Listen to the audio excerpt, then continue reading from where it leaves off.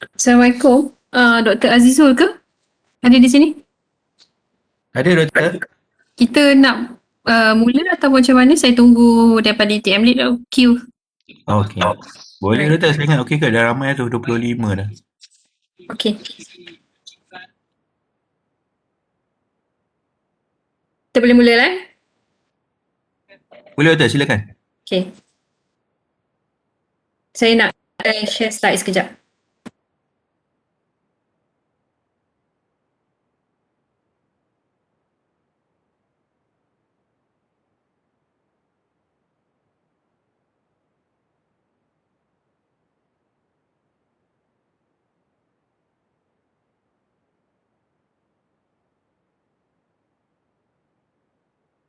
Okay, bismillahirrahmanirrahim. Assalamualaikum warahmatullahi wabarakatuh dan selamat pagi kepada semua yang hadir. Terima kasih kepada semua yang hadir sebab saya pun dimaklumkan bahawa di FE pagi tadi pun ada satu sesi jerayawara. Jadi terima kasihlah kerana ada yang meluangkan masa untuk mendengar taklimat tentang Micro-Credential. Saya juga dapati ada juga rakan-rakan daripada fakulti lain yang turut serta pada hari ini. Mungkin ketika kita buat roadshow tak sempat hadir ke kan, atau kelas jadual. Jadi tak ada masalah, you're welcome to attend this session. Okay. Sesi kali ini adalah khusus untuk sebenarnya sekolah kejuruteraan mekanikal dan juga sekolah kejuruteraan elektrik. Kita dah ada beberapa series dan biasanya deliver oleh saya dan Dr. Nurbiha lah. Okay, saya kenalkan diri saya dulu. Nama saya Nur Hazarina. Saya adalah pengurusi untuk jawatan kuasa UTM Micro-Credential yang diberikan tanggungjawab dan amanah untuk membangunkan struktur program Micro-Credential di UTM. Jadi saya bercakap atas topi sebagai pengurusi jawatan kuasa lah, bukan sebagai pengurusi SPS nanti. Sebenarnya sebab saya takut orang confuse, takut MC ni hanya untuk postgraduate. So it's not. Kelas-kelas undergraduate dan juga kelas-kelas yang berkaitan dengan pembangunan profesional pun boleh sebenarnya di bawah Micro-Credential. Nanti saya akan explain lah. Okay. So saya kira jelas tentang peranan saya di sini. Saya mulakan dengan slide saya lah. So dalam pembentangan saya ni ada dua sesi. Sesi pertama adalah untuk memberikan pendedahan tentang konsep Micro-Credential itu. Jadi saya kira saya perlu memahamkan staff akademik tentang apakah itu Micro-Credential sebelum saya pergi kepada taklimat berkaitan dengan pembangunan sesuatu kursus Micro-Credential. Baik, so kita mulakan sedikit dengan memberi gambaran tentang Micro-Credentials. Mungkin ada di kalangan audience pada hari ini pernah melihat logo-logo ini, EDX, Coursera ataupun FutureLearn, Skillshare. So sebenarnya ini adalah platform online learning yang banyak menganjurkan kursus-kursus sama ada kursus berbentuk hard skill atau soft skill di dalam talian. Dan uniknya mereka tidak menawarkan program sendiri. Mereka sebenarnya adalah satu platform yang kemudian kontennya diisi dengan kursus-kursus ataupun program-program yang dibangunkan bersama dengan pihak industri dan juga di institusi pengajian tinggi. Ada setengah institusi pengajian tinggi ni memang sangat popular lah. Sekejap saya nak keluar daripada slide saya sebab saya nak beri gambaran di luar apa yang berlaku lah. Baik, saya share slide, saya share my interface. Saya sekejap ya. Okay. Baik, so ini di platform EDX, right? So EDX ni adalah satu US based company. So kalau kita lihat cara dia menyusun program yang diaturkan adalah berkaitan dengan kita panggil subject area. Kemudian kita juga boleh pilih partner. Maksudnya kadang-kadang ada industri dan juga universiti yang menawarkan. So kalau kita tengok di sini ANU ada 8 courses yang berdaftar di bawah EDX. Mereka juga menyusun ikut stage ataupun degree of the program, contohnya masters, professional ataupun series-series lain lah. Dan kemudian dia tengok kepada level, dan availability. Okay, dan juga language. So kalau kita tengok availability, at the moment platform ini menawarkan 2,383 program sebenarnya, dan mungkin program yang archive ni program yang dah siap ataupun dibekukan sekejap sebab penawaran dia ada ikut semester ataupun ikut tempoh tahun. Jadi dia archive, dia boleh start balik, dia boleh keluarkan balik.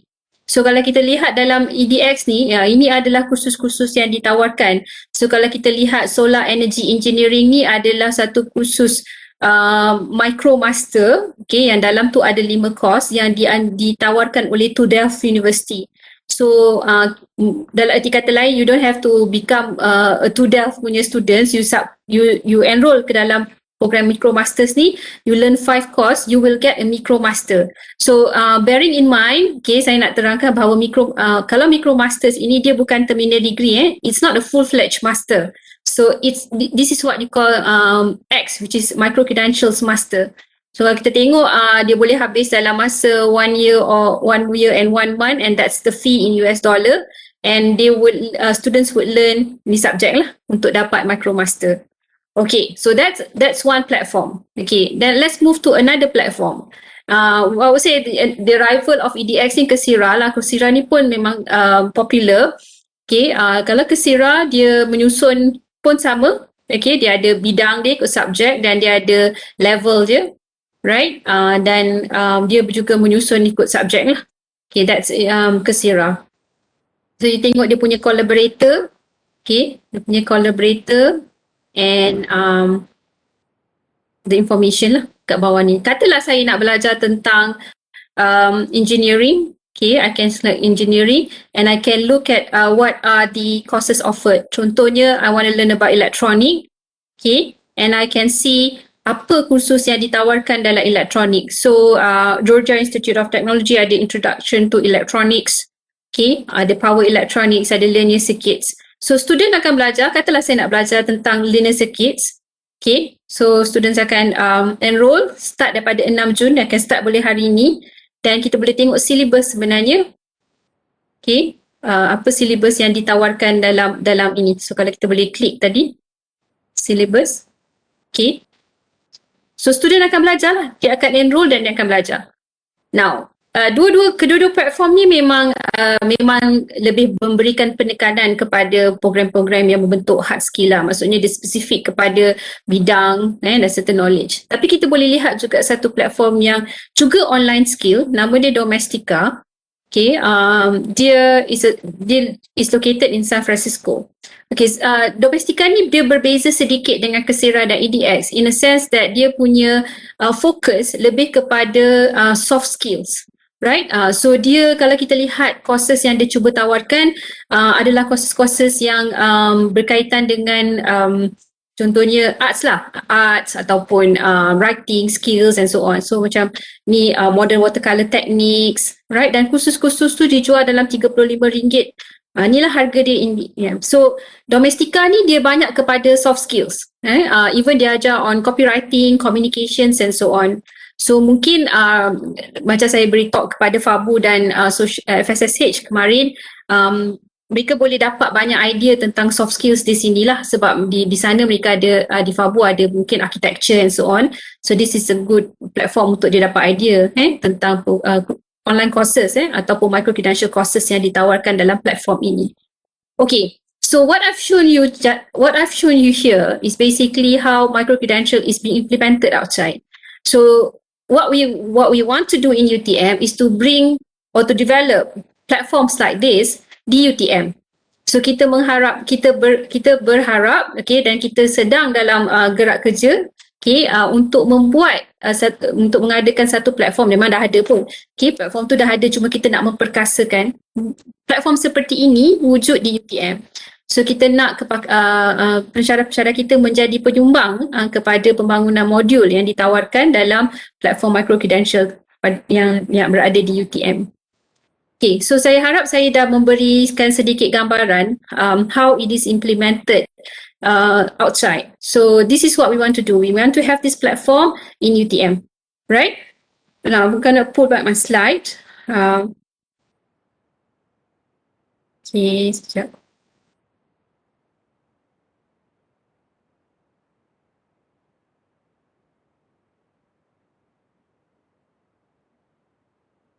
Okay. Alright. So tadi kita dah tengoklah tentang pelbagai platform yang ada di luar yang menawarkan micro-credential. So saya just go very briefly on the history lah. Mungkin ada rakan-rakan di sini yang think that micro-credential is something new. Okay, it is actually not. It is not new. The concept of micro-credential or the concept of unbundling educations has been long discussed. In fact, one of the earliest paper to discuss about unbundling of higher education is the paper that, as you can see here, right? That talks about how we can unbundle or make it smaller to make it education become less time-based framework. So, the one that we have undergone in our education is probably what you call micro-credentialing yang biasanya ada time based and so on. But with micro-credentialing ni sebenarnya the idea is to give flexibility to learners. The idea is to provide a bite-size knowledge to learner and also certain competency, specific competency. So learners can use this time, very short time, to learn and acquire specific knowledge, right? So itu sebenarnya the idea of this, sebab kita kena faham that not everyone ada opportunity untuk undergo formal ataupun time based education seperti yang kita adalah. So more on the flexible education. Alright. So kalau kita tengok walaupun it was first discussed perhaps in past in the past 40 years, tapi the initiative will only take off seriously maybe 2010 onwards. So the edX platform that I've shown you just now was launched its My X series in 2013, and then you have other competitors like Udacity and Coursera follow up in 2014, and then you have banyak lagi lah package ataupun produk-produk pembelajaran fleksibel dalam bentuk micro-credential ini ditawarkan dalam platform-platform lain. Saya tak tunjukkan seperti Udacity atau FutureLearn, but later on in my slide saya memang selitkan lah platform-platform ini untuk memberikan sedikit gambaran. Baik. So kita kata memang back on 10 years lah baru kita rasa program micro-credential ini dikomersialkan ataupun mendapat perhatian yang lebih banyak. But then apa sebenarnya masalah yang menyebabkan micro-credential ini doesn't take off? I mean, since it was first discussed back in maybe 40 years ago. Alright, it was probably left because people see it as an unregulated space. Macam you tengok tadi, the one that I've shown you just now on Coursera and edX. Kalau tak ada nama universiti yang terkenal di situ, mungkin kita akan tanya betul ke diorang ni boleh tawar sijil, right? So it is something related to certification of the provider, right? Learners punya confirmations about whether or not provider ini adalah provider yang sahih atau tidak lah. Okay, so these are some of the issues. So to conclude, basically we have identified, okay, ada 5 sebenarnya perkara yang menyebabkan or hinders the development of micro-credential. Satu is about quality assurance. Second is about the poor process of authentication and verification. Lack of frameworks and guidance untuk memahamkan proses ini, dan juga isu-isu berkaitan dengan taksonomi and definasi of micro-credential itself. Right. Since that, right, there has been many efforts by academics untuk put or formalize and to make micro-credential to become accepted by the government as well as higher education. And you can see here the New Zealand's quality assurance has basically accepted.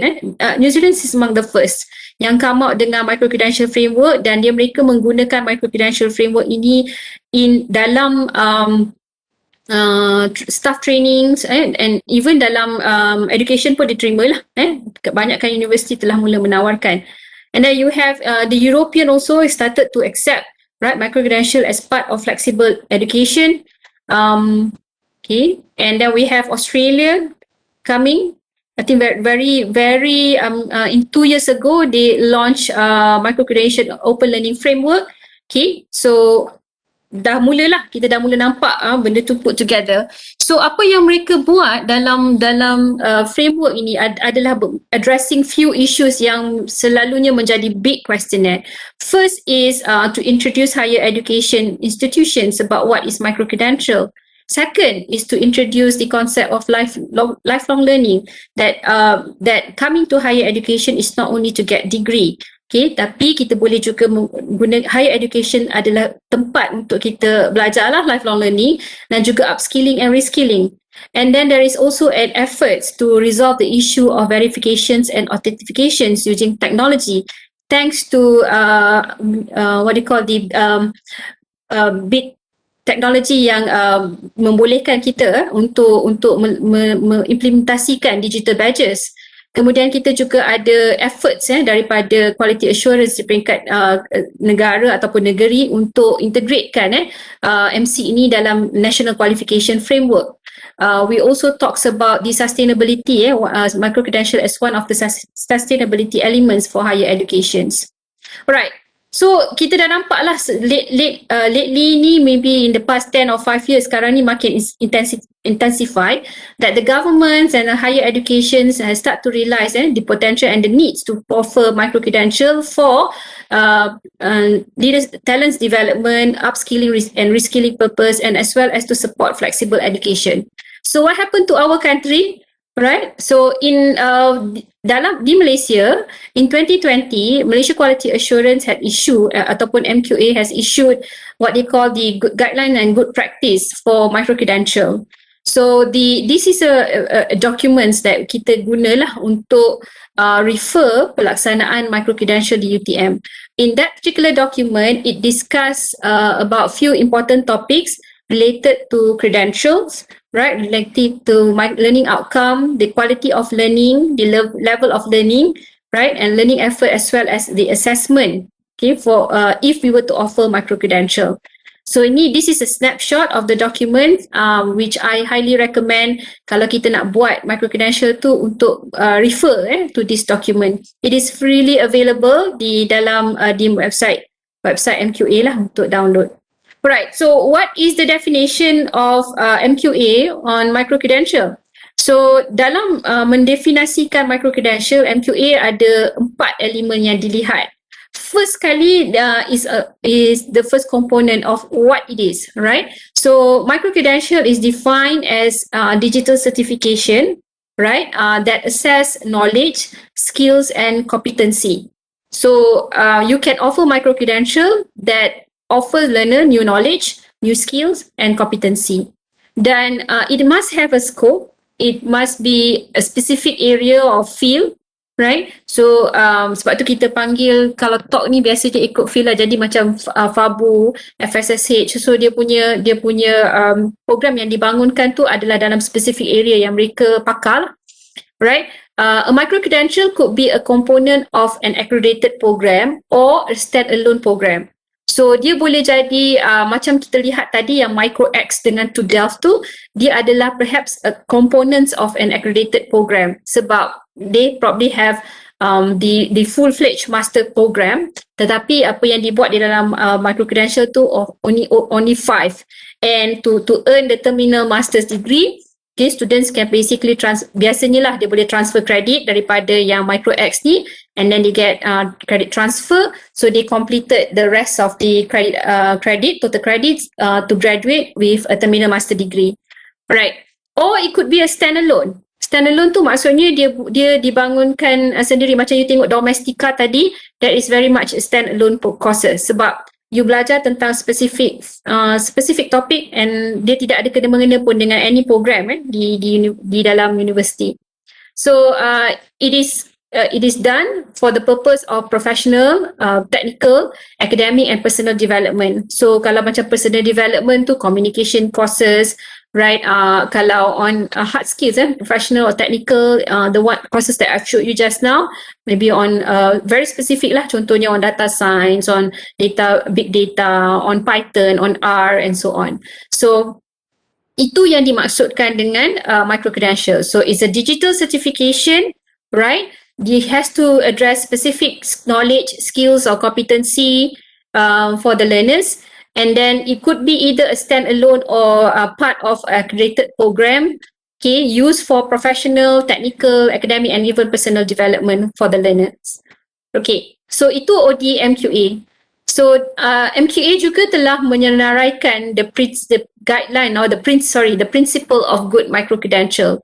So MQA stated that there are 5 principles. First, it has to be an outcome-based program. So at the end of the day, learner mesti tahu dia dapat apa lah, because the learning outcome must be explicitly and clearly areas realistically and measurably stated. So maksudnya kena be very you must be very clear about what at the end of the day learner akan achieve apa. Okay, so kalau ada nanti saya akan terangkan okay, di mana di UTM ini kita ada jawatan kuasa Micro-Credential. So kalau kita nak menawarkan program Micro-Credential, kita memang minta owner untuk program itu mengisi satu borang, dan dalam satu borang tu memang kita minta untuk nyatakan apakah the objective, right, and outcomes that the learner will learn at the end of the course. So kalau yang nampak macam vague tu, kita akan minta lah untuk revise. We will advise on how to revise writing an outcome based program. And then it has to be personalized. We encourage the program to be to enable learner to learn at their own pace. Okay, tetapi saya faham ada setengah program kadang-kadang dia tak boleh nak buat begini sebab dia nak buat kena buat face to face.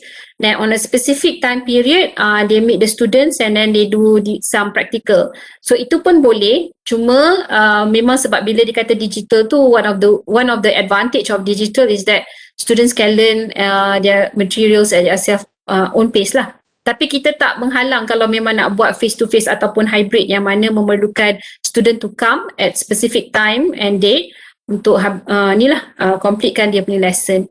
And then it has to be industry driven, okay, courses yang memang menawarkan knowledge yang diperlukan oleh industri sekarang. So kita tak nak lah, kalau boleh kita tak nak lah menganjurkan kursus-kursus yang mungkin dalam industri dah tak berapa dipentingkan sangat, contohnya cara menggunakan PowerPoint. So that memanglah kita mungkin terror guna PowerPoint, tapi that is not industry driven.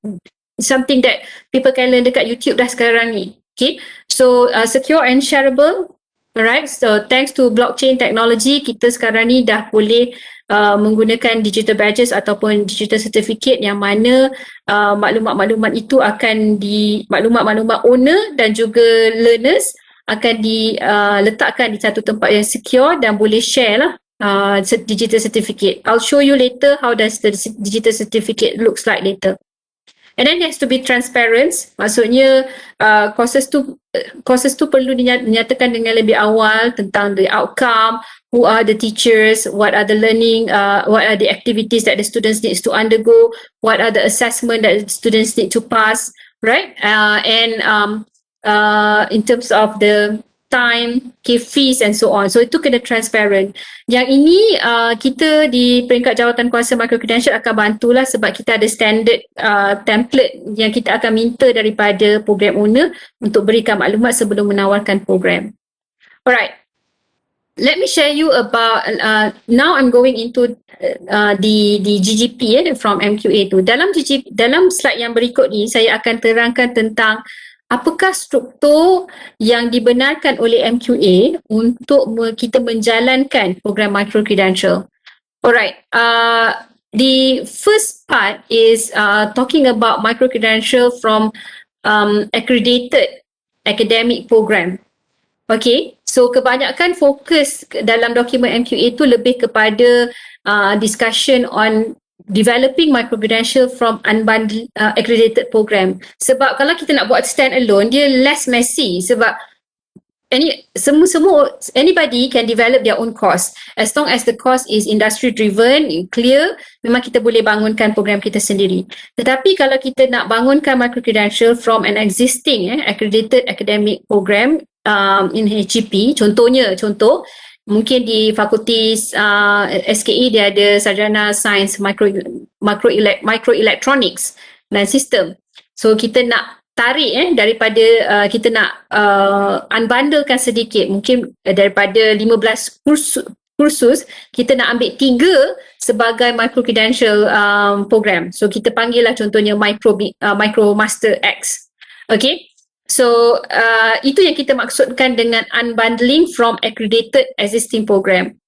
Jadi kalau kita nak buat macam tu, jalan contoh yang saya ambil tadi untuk program Sarjana Sains Microelectronic System, katalah ada 15 kursus, kita ambil 3 sahaja kursus tu untuk program Micro X.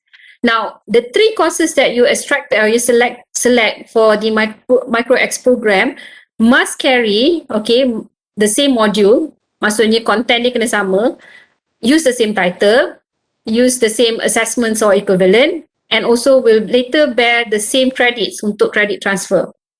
Right?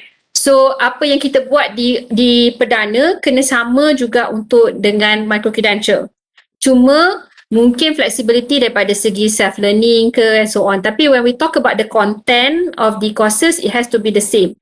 Why it has to be the same? Sebab kalau tak, kalau dia tidak 80% sama, okay, dia tidak akan membolehkan pelajar ini untuk mendapat credit transfer.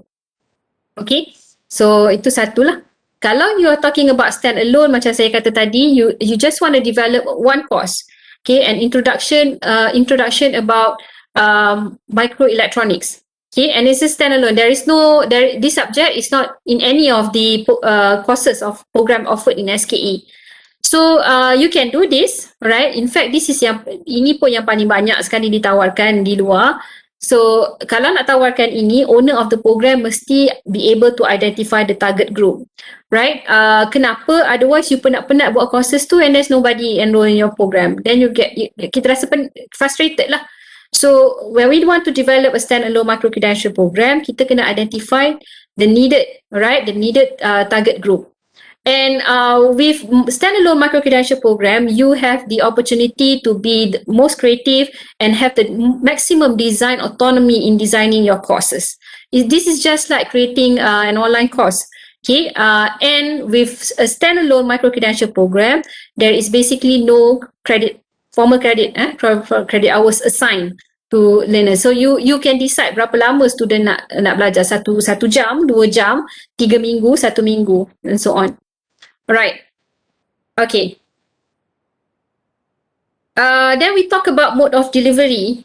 Should I only deliver my courses online? No. Okay. You can deliver and you can design your Micro-Credential in 3 mode of delivery: face-to-face, hybrid, which is a combination of face-to-face and online, and also fully online. Right, so I understand that for some engineering courses, to conduct a fully online courses would be a challenge because the learners need to do some practical activities or experiment.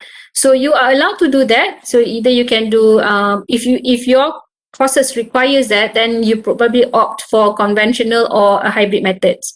Okay, and Micro-Credentials is offered, right, and could be enrolled by Malaysian as well as non-Malaysia. So if you think about the advantages that you would have as a program owner, okay, di UTM, kalau you ada satu Micro-Credential course, you can basically market, right, your courses to students or outside market, right? Maybe we have potential students in Indonesia, we have potential students in Nigeria. Okay, so katalah kita develop our standalone or part from part of accredited program, so we can promote this to future students, bukan current student, okay, future students of UTM. Okay, there's a reason why I say future students, because business wise kita kalau boleh nak target student-students yang belum lah jadi student kita. Jadi bila dia datang ke UTM, mereka dapat transfer credit, tempoh pembelajaran mereka lebih singkat. Okay, so that's why I'm suggesting if you want to market, you would like to market to new markets, new students yang belum enroll lagi dalam program kita. And then in terms of giving names, right? Kalau you are doing a standalone, then that is okay. You have a lot of flexibility in giving names to your program.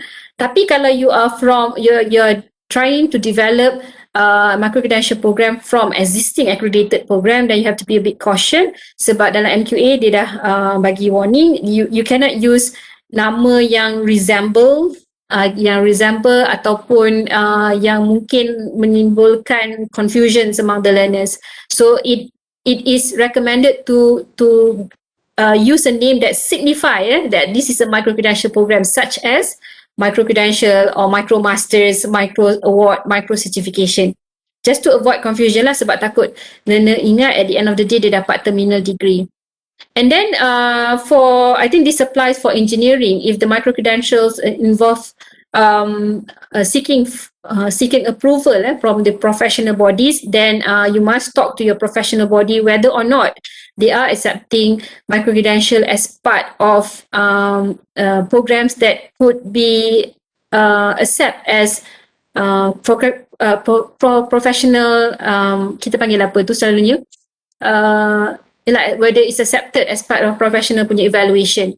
Okay, based on my experience handling few professional bodies, this industry biasanya dia tidaklah menentang, tetapi mereka perlu didedahkan dengan lebih banyak tentang konsep micro-credential. Of course, they are worried about the validity, who is delivering, how is the students assessed, and so on. But I guess engagement is necessary because some industry memang belum lagi mendapat exposure yang banyak tentang apa itu micro-credential. Jadi mungkin ada setengah discussion yang perlukan pemakluman daripada professional body, kena ada engagement lah dengan mereka. Okay, dan juga you can do micro-credential for accredited program across all level except for program that involve thesis or dissertation based or foundation. Okay, yang ni tak boleh kerana dia tak ada measurement atau measurement yang spesifik untuk mengukur pencapaian pelajar. Itu satulah yang spesifik kepada sesuatu bidang. Okay, kemudian hanya program-program yang telah mendapat akreditasi penuh ataupun mendapat akreditasi sementara yang dibenarkan untuk membuat Micro-Credential. Okay, jadi kena hati-hatilah. So program baru yang belum dapat, program yang belum dapat akreditasi sementara memang tak boleh lagi. Alright, apakah courses yang sesuai? HEP ataupun owner kena decide apa courses yang sesuai. Okay, biasanya kalau program-program tu kita tidak encourage program-program yang hands on banyak, okay, yang ada industry training ke, okay, ataupun practical tu kita tak advise. Okay, now one good thing about Micro-Credential is that you can run the program with the assistance of your partners. Tapi ada syarat lah. Okay, so Micro-Credential must be delivered by the franchisor, us, okay, kita, okay, before kita nak extend kepada franchisee. Okay, so before we hand over to our partners, kita kena run dululah. Okay, so Micro-Credentials that involve up to 70% of the courses in an accredited program can be franchised to a new partner. So you can share, this course with your partners. In order to do this, of course, an MOA must be signed. And the MOA must clearly stated lah about the profit sharing, about the role, the job scope, or between you and your partners lah, your franchisee. Okay. In terms of entry requirement, untuk Micro-Credential, because it's flexible education, in most cases kita tidak meletakkan minimum requirement for the learners. So meaning that once we offer, if they are interested, kalau ada yuran kena bayar, they will pay and then they can become the learner. However, katalah this is part of an accredited program. So when they become the students in Micro-Credential program, okay, they do not meet the minimum requirement of that specific program. Okay, and that is okay. The challenge later and things that the faculty nanti kena observe is that katalah dia nak masuk kepada program itu, program yang terminal degree lah, yang full-fledged nanti, dia kena make sure that dia fulfill the entry requirement at least before dia graduate, right? So itu yang kita kena faham lah. Dia tak ada entry requirement, tapi bila dia nak exit dengan terminal degree, dia kena fulfill the requirement. So katalah pada waktu tu MUET tak ada lagi ke, kena settle lah, right? Okay, in terms of minimum graduating age, sebab ini mungkin kes-kes yang sangat terpencil lah.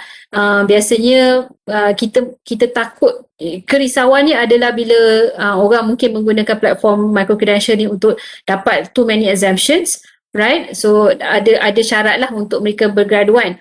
yang ditetapkan. But I think this is very rare case lah. Okay, very rare case. Okay, then kita tengok kepada on development, design, delivery and recognition.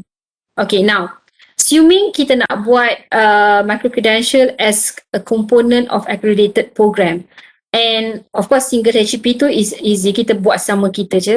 Tapi katalah kita nak buat dengan partner macam saya terangkan tadi, okay, you can design with your partners and with your franchisee, okay, dan ini perlu kalau katalah nak bangunkan bersama-sama nak bangun bersama-sama, kita kena discuss dan ada MOA dengan partners kita. Alright, in terms of credit transfer, kalaulah learners itu telah belajar satu program dengan kita, kemudian dia nak enroll kepada UTM contohnya, okay, dia boleh dapat a maximum of 70% credit transfer, okay, based on kita punya requirement ataupun MQA. Kemudian the balance of 30% tu dia kena datang kat campus. So maksudnya dia boleh belajar micro-credential tu up to 70%, kemudian 30% tu dia kena datang physical dekat UTM lah. Jadi itu maksudnya dia memendekkan tempoh pengajiannya di UTM secara face to face sebab dia dah habiskan dalam bentuk micro-credential. Okay, so kalau kita nak buat stand alone punya courses, this is part of accredited program, yang ni stand alone. Kalau stand alone, let's say saya nak bangunkan satu kursus, mungkin I nak bangunkan kursus dengan IBM, okay, on big data. So just one course on big data, and that doesn't have anything to do with my program. So I'm teaching program Sarjana Muda Pemasaran, okay. So we don't have big data in our syllabus. So it's a standalone. So I want to introduce big data in marketing. So I'm inviting my partners from, let's say, IBM to develop a standalone course, right? So students can enroll in that course. Maybe I have 5 courses in that. So katalah daripada 5 tu satu saja yang ada kena mengena dengan program saya. Saya boleh transfer, student learner saya boleh transfer kursus itu, and the total transfer credit yang dibenarkan untuk standalone program is up to 30%, right? 30%. Okay. And then yang ini lebih banyak kepada polisi lah, polisi berkaitan dengan credit transfer, berkaitan dengan mekanisme. Yang ini akan diletakkan di tanggungjawab kami lah, jawatan kuasa ni, untuk membangunkan guideline di peringkat UTM, okay, untuk proses-proses credit transfer dan juga mekanisme-mekanismenya seperti yuran and so on. Okay, so saya tunjukkan ini adalah satu sampel micro-credential yang dikeluarkan oleh MQA. So untuk pemakluman semua, kalau kita nak menawarkan program di micro-credential di MQA, kita perlu memaklumkan, bukan mendapat kelulusan, kita perlu memaklumkan kepada MQA penawaran tersebut. Jadi dalam dokumen MQA itu adalah beberapa makluman atau butiran yang diperlukan. Jadi bila seseorang learner itu memerlukan kita panggil certificate yang daripada MQA, mereka boleh keluarkan certification inilah. So contohnya certification ini menyatakan bahawa pelajar ini, Muhammad bin Abdullah, telah melengkapkan kursus Micro Award Tourism, Micro-Credential in Tourism Marketing, Micro Certification in Tourism Marketing. Dan untuk yang ini adalah sebahagian daripada program in Bachelor in Tourism and Hospitality. So mereka pelajar ini boleh dapat transfer credit untuk 2 program ini, okay, dan dinyatakanlah nanti awarding bodies and so on, dan maklumat-maklumat yang berkaitan dengan transfer credit.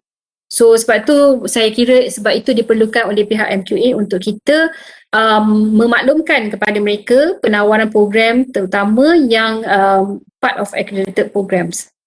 Yang standalone tu dia tak risau sangat. So jadi kalau saya boleh bagi summary, kalau kita lihat ini adalah ekosistemnya lah. Okay, kita mulakan daripada bawah. Micro-credential boleh ditawarkan dalam 2 bentuk, iaitu dalam bentuk stand-alone ataupun dalam bentuk component of accredited program.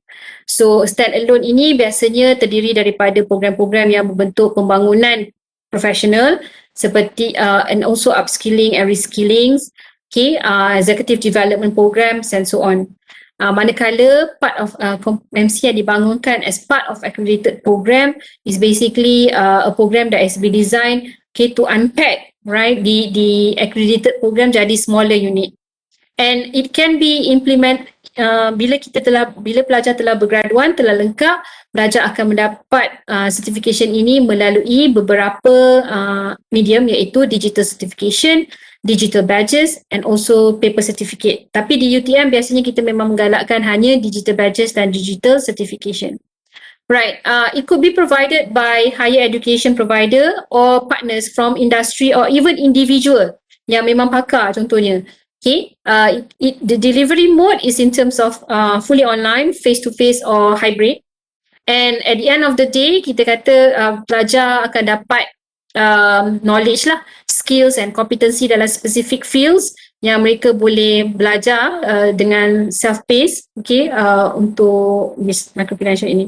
Alright, so itu adalah an overview about what Micro-Credential is all about. So saya harap saya dapat memberikan sedikit gambaran lah tentang apakah itu Micro-Credential. Saya rasa ada soalan-soalan di chat dan Dr. Azizul mungkin sedang mengumpulkan soalan itu, ataupun ada yang mungkin soalan boleh jawab terus. Saya nampak beliau dah jawab lah. Okay, so terima kasih. Nanti kita akan ada question and answer session selepas ini. Baik.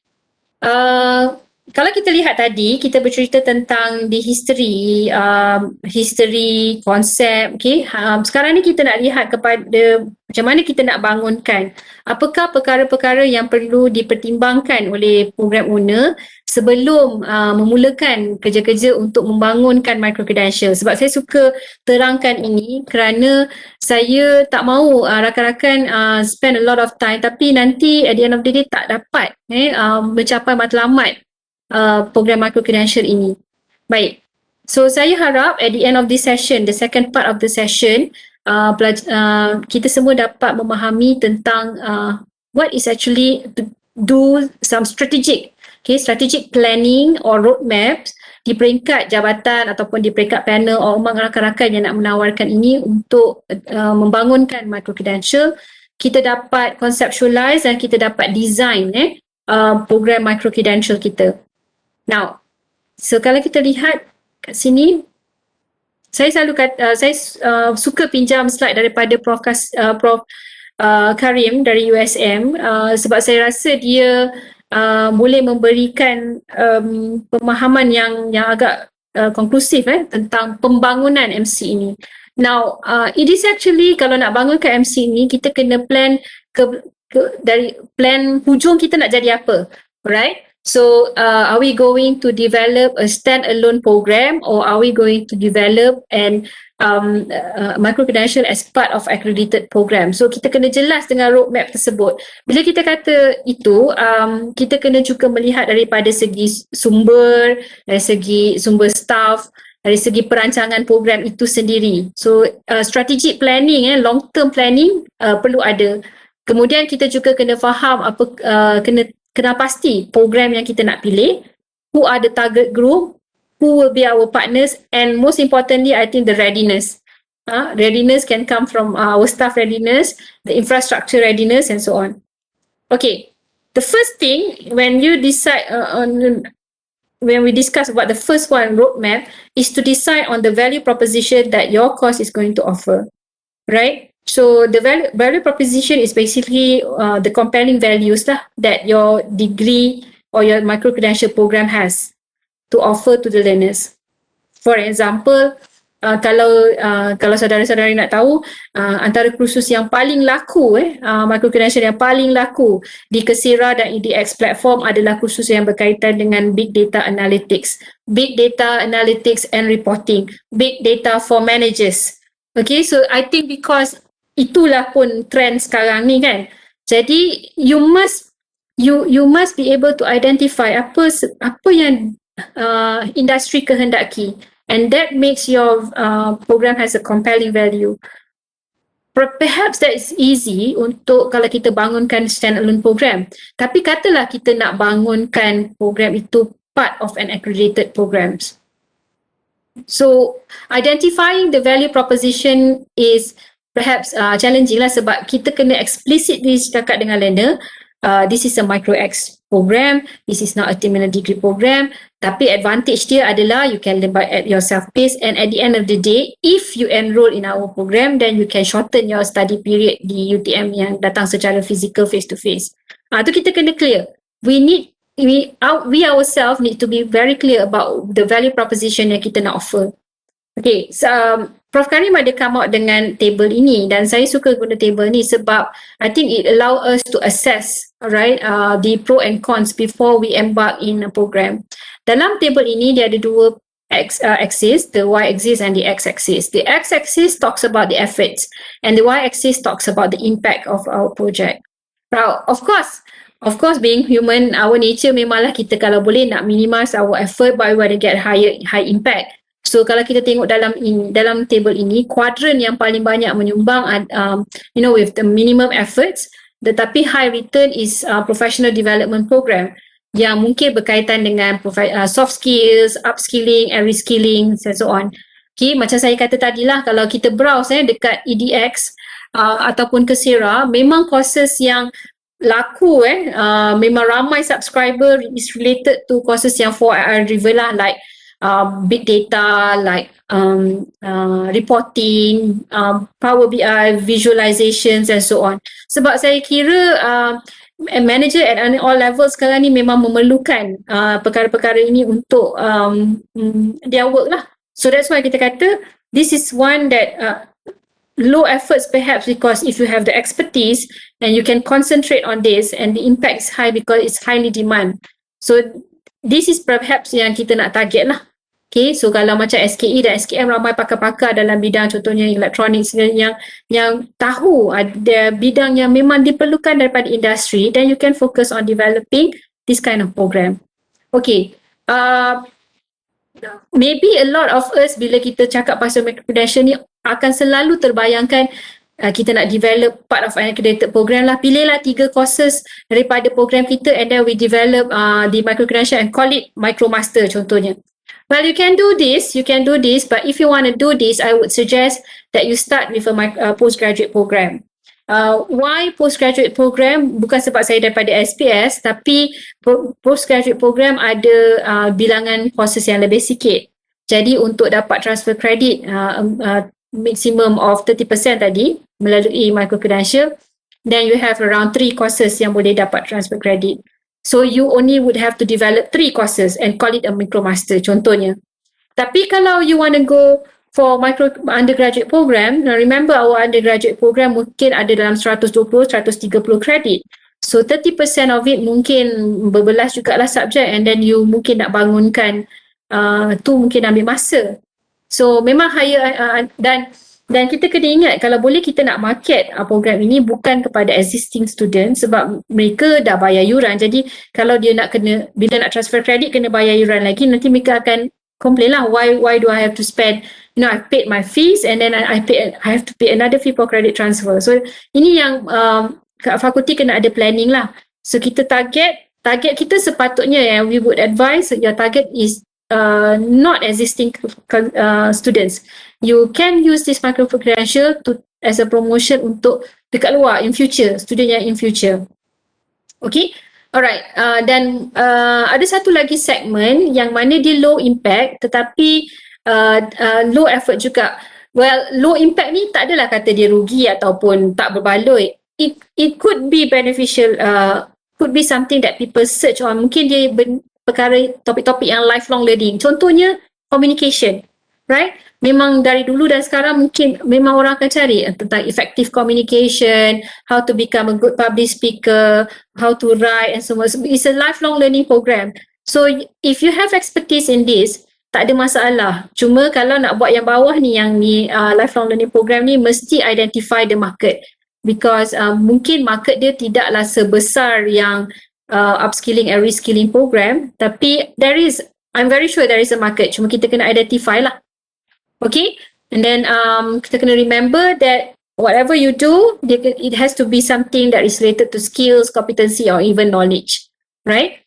Okay, now kalau kita lihat gambar Raja ni cuba memberikan gambaran, this is what kita kita ada sekarang dalam kebanyakan program akademik kita. Program akademik kita biasanya adalah dibina daripada beberapa kursus.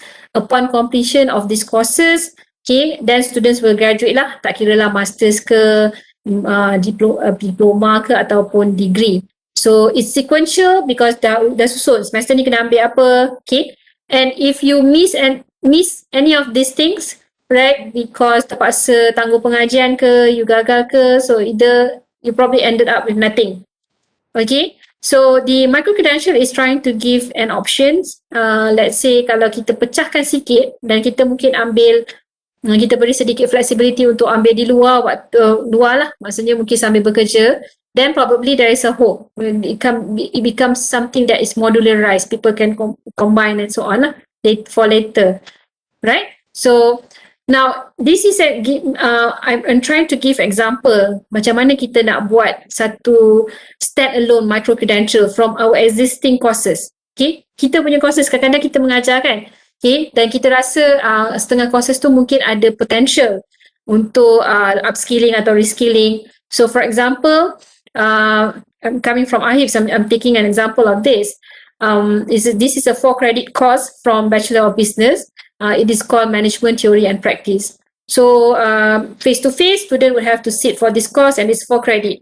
Tapi kalau I nak buat untuk micro-credential, I pecahkan dia kepada 4 standalone course, right? And I call it Management Theory, and student would have to learn maybe in 1 hour, and then Management Practice, another 1 hour, Functional Management, another 1 hour, and Global Management. Upon completing all these courses, 4 courses, then the students are entitled to get 1 digital badge, and this called Management Theory or Practice. That allows the students to get a credit transfer for a course called Management Theory and Practice. Okay, so itu yang macam mana cara saya cuba nak kongsi dengan rakan-rakan, macam mana kita nak unbundle our own course supaya jadi courses yang lebih kecil, okay, dan kita boleh encourage students untuk sit in. Okay, now that's for course. Katalah kita nak melihat, kita merancang untuk buat micro-credential untuk our program. Okay, so untuk our program ni, kalau kita lihat, this is the big box yang satu program besar lah, yang face to face. Kita boleh pecahkan dia kepada beberapa theme. Okay, and we can call it, for example, certificate, advanced certificate. But this is, it requires a long-term planning. Nampak memang cantik dekat graph, tapi I think it has to be debated, it has to be discussed thoroughly dekat peringkat faculty. Okay, nanti saya akan bagi contoh later bagaimana kita tengok universiti-universiti lain memecahkan program sedia ada kepada modul-modul dalam bentuk micro-credential. But before we go further, let us look at the common terminology being used. Right, this is what a program is, what we usually say in UTM lah, a Bachelor of Upper, Master of Upper. So putting it in a micro-credential setting, you can break your program into several courses. Okay, dalam contohnya, dalam ini kita pecahkan kepada 12, tapi dalam gambar rajah ni nampak 3 je lah. We call it course 1, course 2 dan mungkin sampai habis lah. And course 1, dalam course 1 itu ada modulnya, right? Mungkin student akan ada, macam tadi kita tunjuk Micromaster EDX. So kursus 1 tadi is about introduction to electronics. So under it, macam you see just now, what you saw just now, ada 5 modules. So you can have 5 modules under it, and under each modules there will be learning items. That includes the learning events, which is your descriptions about what is the course all about, your nota, the slides semua, and then you have the activities, sharing of the learning resources, and also later and also assessment. Okay, so ini dia punya kita panggil tree diagram lah, what made up the course, and then apa elemen-elemen yang ada di bawahnya dalam bentuk begini, dalam bentuk horizontal. Alright, now I'm sure a lot of you will ask, sama ke student learning time? Kalau saya ada lab saya 3 jam, saya kena spend 3 jam ke untuk micro-credential? Okay, jawapannya tidak. Okay, especially kalau bila kita bercakap nak bagi flexible education lah, self-paced learning time, so dia akan contradict lah. So we understand that, okay, although kita belum ada lagi satu dokumen rasmi pun tengah bangunkan untuk jadi asas untuk SLT, dari beberapa medium yang kita telah kumpul dan juga dengan benchmark dengan beberapa universiti, mereka cuba equivalentkan waktu yang spend secara dalam talian, okay, kepada dalam bentuk student learning time lah. So kita kata biasanya kalau 10 minutes video tu biasanya kita kena multiply by 2 lah. So 10 minutes is around 20 minutes of face-to-face learning. Okay, biasanya kebanyakan literature memang suggest untuk time by 2, right? Then okay, so kalau kita nak conclude untuk UTM setting, is it compulsory to have one very similar with the conventional atau face-to-face? Jawapannya tidak. Right? Because what is more important, I think, is the content, okay, and the learning objective mesti samalah 80% similar with the conventional course, right? And like I mentioned just now, it becomes less important, especially bila courses tu apply self-paced learning, right? Okay, another questions that I often have when I deliver talks about MC is how big or how small micro-credential module should be. Right. Now, kalau kita ambil contoh ini, right, this is from Domestika and the course is about creative copywriting for entrepreneur. Okay, and this is an example of free or standalone course. Okay, dan kita tahu courses ini, at least in the business field, is very substantive and high value, is highly demand. And kita dapat lihat cara courses ini dikendalikan memang very focused lah, that it will only focus on copywriting. So it has 14 lesson then it will take 2 hours and 53 minutes for the learners to complete the course on creative copywriting. Okay, so this is one example. Okay, you can see other examples related to time. How long should MC takes? Common for Domestika, which I mentioned, I've shown you to you just now, focuses on soft skills kan. Dia akan ambil masa seperti yang dinyatakan. Ni contoh ni macam ni, 2 jam, 1 jam, 1 jam 4 minit, 29 minit, okay, even they have 29 minutes, right? Dan kalau dekat Domestika tu dia biasanya boleh buat macam ni sebab dia very specific and dia fokus kepada very specific skills. And you can see how they break the learning experience into even to the smaller learning time. Macam tadi kita kata, do it yourself, rapid creation for video montage, that will take about 2 hours and 3 minutes to learn. So that 2 hours consists of 10 small modules and will take about 4 minutes to learn about an overview. Maybe the longest is creating, when you do hands-on on how to create the video montage, right? So that is about time, the length of time that micro-credential, berapa short, berapa long, okay? So it will depend, ada yang ambil minggu pun, okay? Tapi biasanya walaupun dia minggu atau bulan, dia lebih pendek lah daripada the traditional one. Okay, this is an example of instructional design course in USM. So mereka ada 9 modul, okay, dan ditawarkan seperti yang dinyatakan lah. Kalau kita klik find out more dekat website USM tu, dia akan tanyalah, dia akan berikan maklumat lanjut lah, estimated weeks to complete and so on. Okay, ni Prof Karim punya kelas.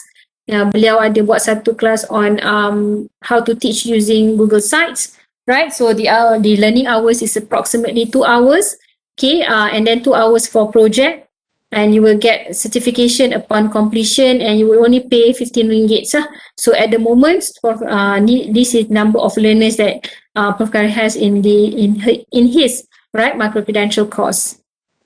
Okay, so when you want to develop, like I mentioned just now, always the tips is whether it's skills-based or knowledge-based.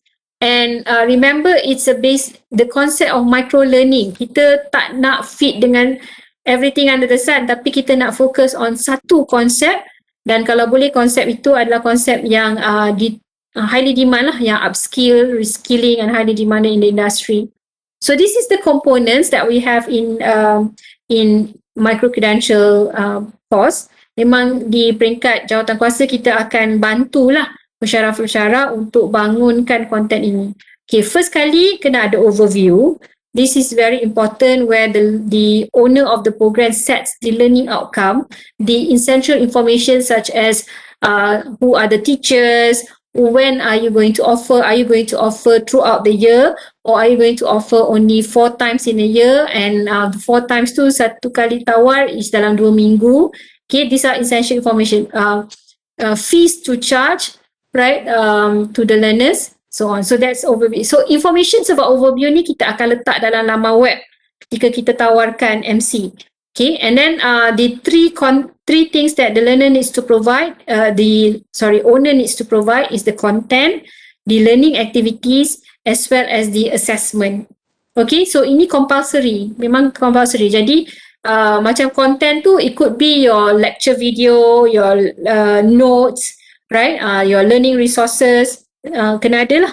Okay, cuma saya rasa dalam sepanjang dalam setahun ni terlibat dalam pembangunan, saya rasa dalam konten yang mencabar ada beberapa perkara. Satu adalah on the video development.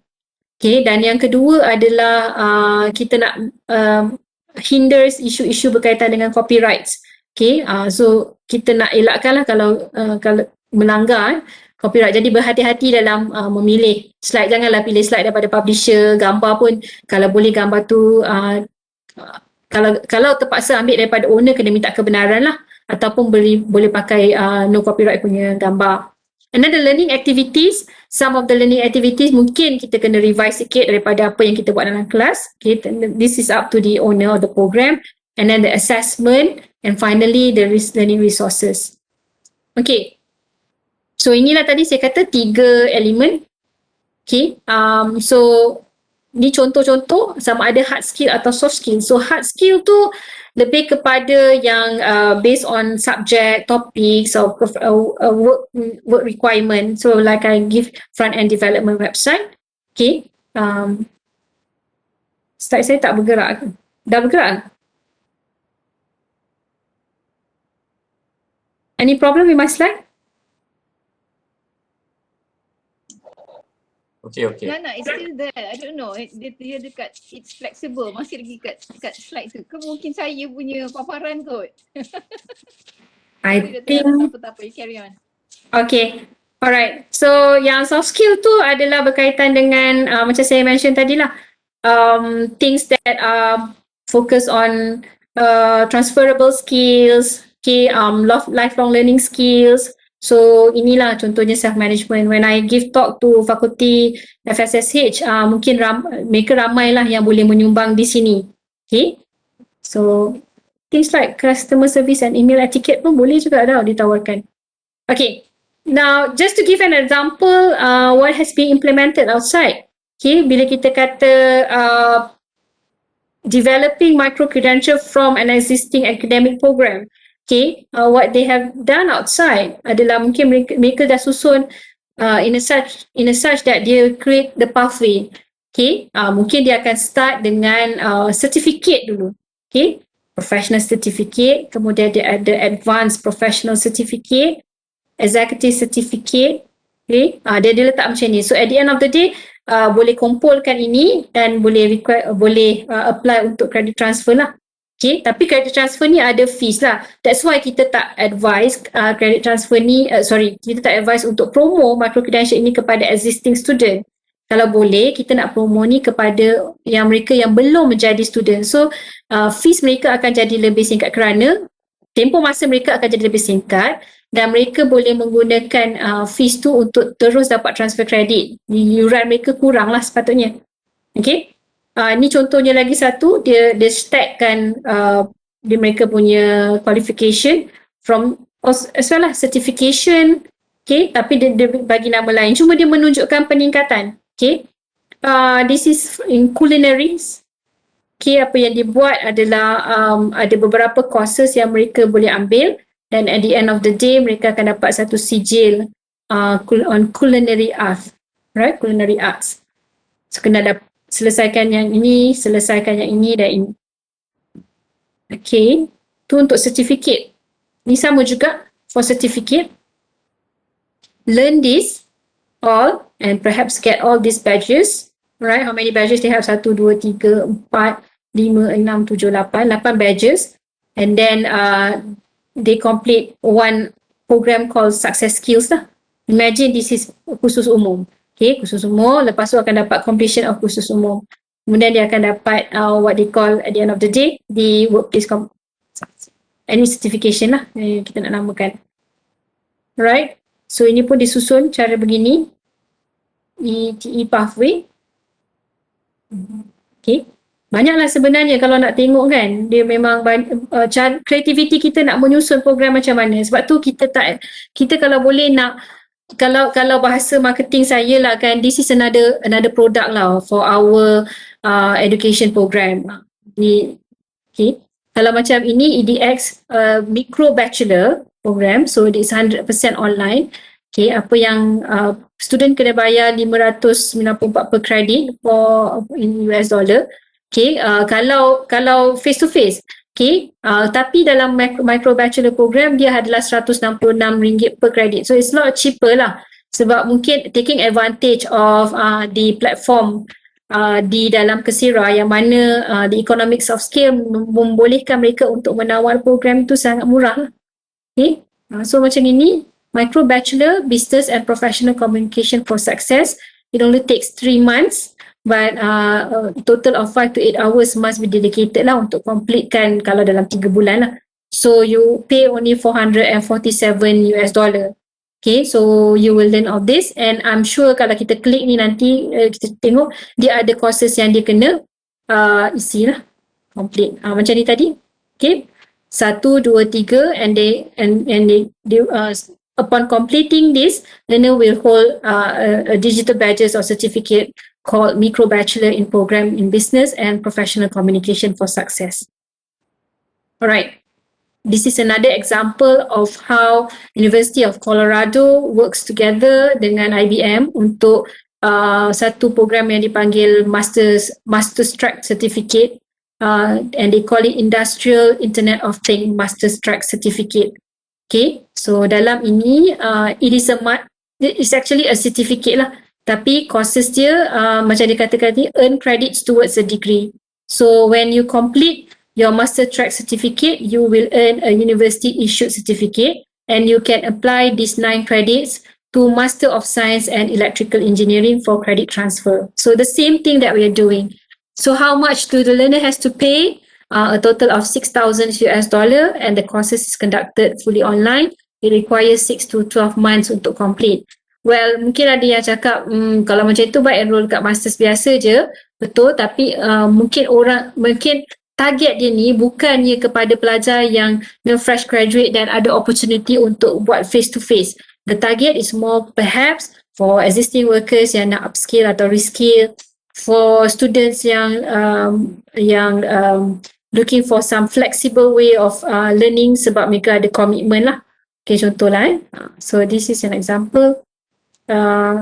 Saya tadi still lagi on Industrial Internet of Things Master Certificate.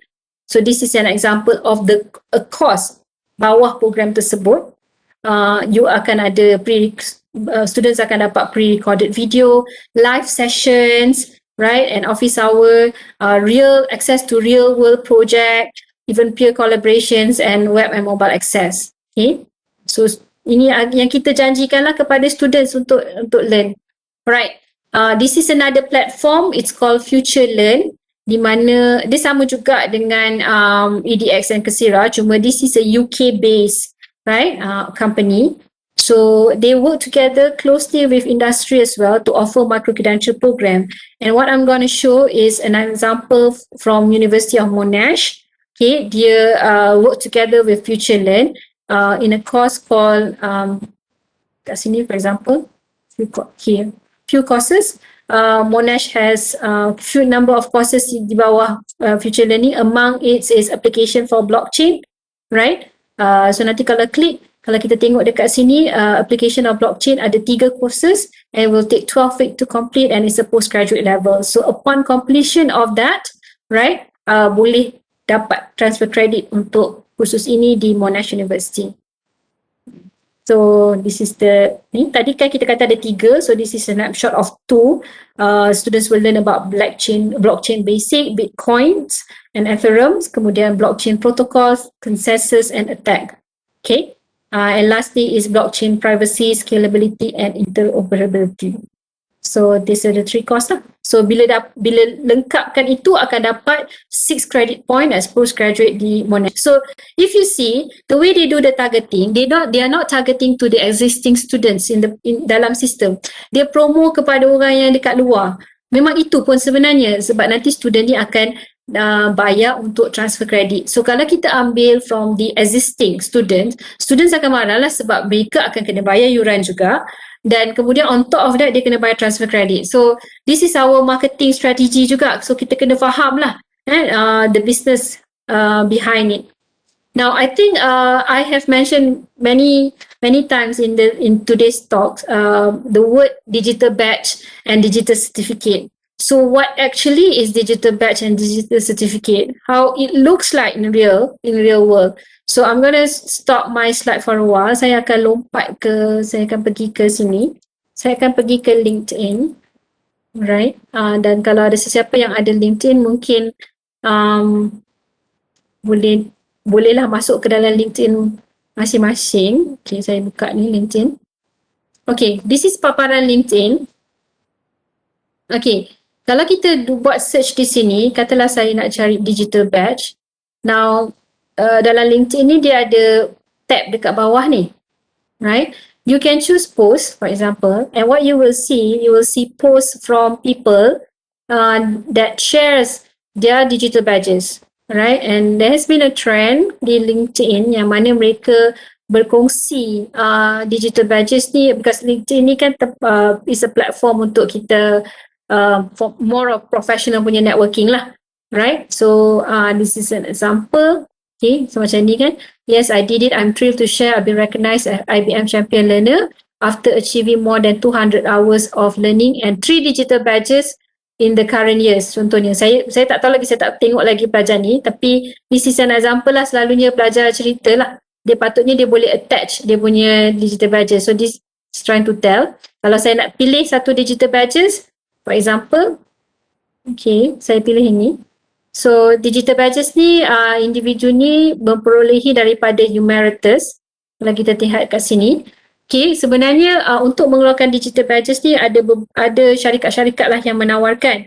So mereka memberikan servis menawarkan digital badges. Among it adalah Emeritus ni, kita ada Credible, kita ada badges. So UTM subscribe kepada Credible. Nanti kita akan ada badges kita lah. So kalau kita klik di sini, kalau betul dia kongsi yang betul, sepatutnya dia boleh melihat kepada kandungan dalam digital badges tersebut. So nampaknya dia macam dia bagi gambar je ni. Saya nak cari yang betul-betul. Okay, contoh yang ni. Sebab ada setengah tu dia share gambar je. Kalau dia, okay. So ini contohnya digital badges yang offer dia keluarkan ni adalah Credly. Okay, so owner ini dapat digital badges dari Credly yang dikeluarkan untuk selepas dia lengkapkan khusus AWS Certification Foundation. Alright, so dalam course ini cuma menerangkan ini 3 skill saja yang learners tu dapat, iaitu Amazon Web Service, AWS Certification. Right, so it's just a foundation course. So kalau kita tengok additional details, right, kita akan dapat tahu tentang siapa AWS ni dan apakah course yang mereka attend. So dia akan berbeza kalau kita tengok IBM ke courses yang advanced, mereka memang akan menerangkan lah apa courses yang ada. So this is what I mean by digital certificate. So sebenarnya setiap orang learners yang dapat digital certificate ini akan ada account mereka sendiri. So this account is a lifetime. So you boleh simpan bukti-bukti ini untuk you gunakan lah, right? So ada setengah certification ni ada expiry date. Contohnya mungkin kalau bidang tu berkaitan dengan computer programming, takkan you nak pakai programming tu for 50 years ke kan? So mungkin setengah programming skills tu perlu di-update. So ada setengah issuer yang letak owner yang letak time lah ataupun expiry date untuk certification mereka. So as you can see, this is how things has been shared lah sekarang ni. This is how digital badges is being shared di dalam platform social media, shareable lah di social media. Okay, saya pergi ke saya punya PowerPoint semula. Okay, so di UTM kita telah mula membangunkan digital badges kita. Saya nak cari slide. Okay. Kita punya kita subscribe kepada Credible dan kita punya digital badges design dia begini. Of course dia akan tukar lah, kita letak nama courses tu dekat sini. So kita sekarang ni bila dah ada digital badges tu kita nak promo lah kepada ramai pensyarah untuk membangunkan program-program mereka supaya learners dia at the end of the day, kalau dulu learner kita dapat sijil kertas kan, so dia akan dapat digital badges dan kita ada opportunity untuk promote banyak lifelong learning, okay, flexible education kepada pelajar dan juga kepada masyarakat secara umum. Okay, so saya kira just to wrap up, kita kena faham bahawa this is what probably we undergo when we learn formal education, alright, and then we have our degree. So this is what they call Micro-Credential. The things are very structured lah, time-based and so on. But then we can see that sekarang ni ada search, demand for a lot more of informal education as well as flexible educations. And Micro-Credential is just one of it. We also have MOOCs, we have a lot of APELs programs coming in di peringkat negara ataupun di peringkat UTM juga. So kita kena be ready lah on all these changes. Okay, so kita boleh bayangkan kalau dulu kalau kita cakap program kita cuma cakap dia masters and degree sahaja. Tapi in future kita mungkin ada masters degree conventional, kemudian kita ada Micro-Credential punya format, kemudian kita mungkin ada format yang lain lah. So things are changing lah. Sebab tu kita rasa di UTM kita akan cuba promote lah. Okay, bagaimana kalau anda berminat nak bangunkan Micro-Credential course di UTM? Maklumat banyak boleh diperolehi daripada laman web Micro-Credential UTM di link yang saya nyatakan di atas. Di sini, laman web ni sedang undergo proses of tambah baik lah. Jadi mungkin interface dia akan berubah lah daripada yang di sini dengan apa kalau saudari dengan kalau audience Google. Dan kesemua kursus Micro-Credential tu akan kita letakkan dalam platform moocs.utm.my. So kalau kita lihat dalam paparan tersebut, MOOCs ni dia warna merah kat sini. Tapi kalau Micro-Credential dia ada warna biru. So far kita dah ada 5 Micro-Credential course yang berjalan dan kita dah ada learners yang bergraduan pun dengan Micro-Credential course. So adalah grup pensyarah yang telah mendapat profit hasil daripada Micro-Credential mereka. And if we look, these are the steps kalau interested. First kali, you need to fill up the Micro-Credential course description form.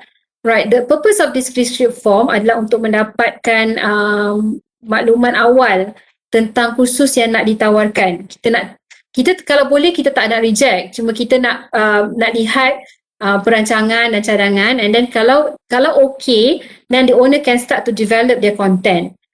If you are macam confident dan memang akan gunakan konten tu untuk tempat lain dan pembangunan itu tidak menuntut masa yang banyak, then it's okay. Cuma kita nak avoid lecturer spending a lot of time bangunkan konten, tiba-tiba kita kata mungkin kena ubah sikit. So we feel that it's good kalau kita sort out things about compliance and everything at the beginning, kemudian baru start boleh bangunkan. So bila dah bangunkan with all the elements, what you need to do is that you will have to contact UTM lead untuk mereka do the final check of the contents, and then if everything is okay, then your course can go online terus.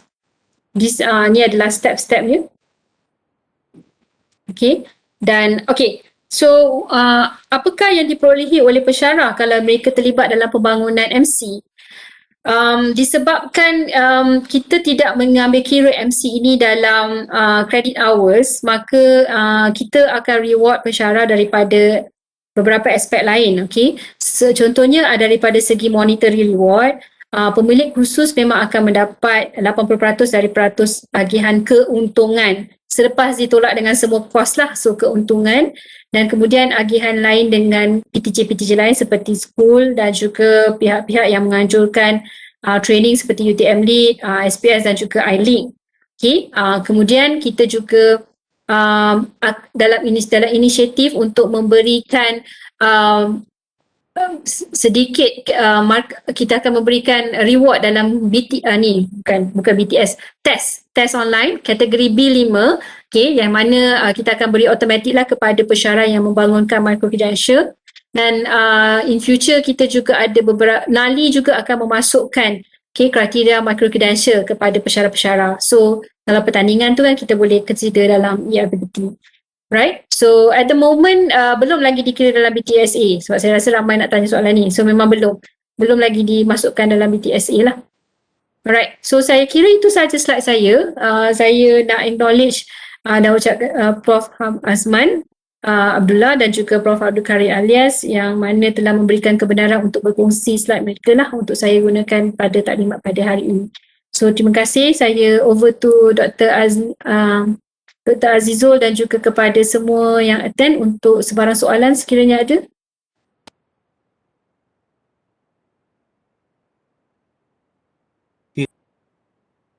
Silakan.